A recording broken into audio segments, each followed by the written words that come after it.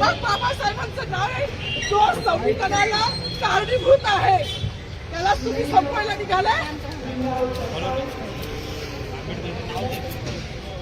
पालकमंत्र्यांची फार मोठी चूक आहे मॅडम, माफी मागणार नाही, पण पालकमंत्र्यांची चूक पदरात घ्यावी.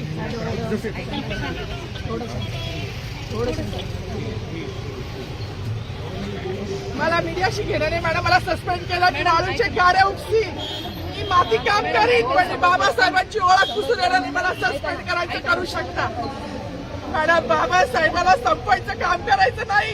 26 जानेवारी 15 ऑगस्ट मध्ये मी नाही मानत, पण लोकशाही मॅडम तुम्ही सुद्धा संविधानामुळे आहात.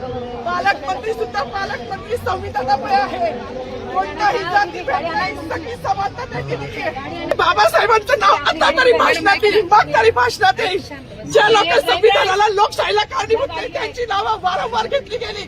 मग जो संविधानाला कारणीभूत आहे तो प्रजासत्ताक दिनाचा जो मानकरी आहे त्याचं नाव भाषणात का नाही.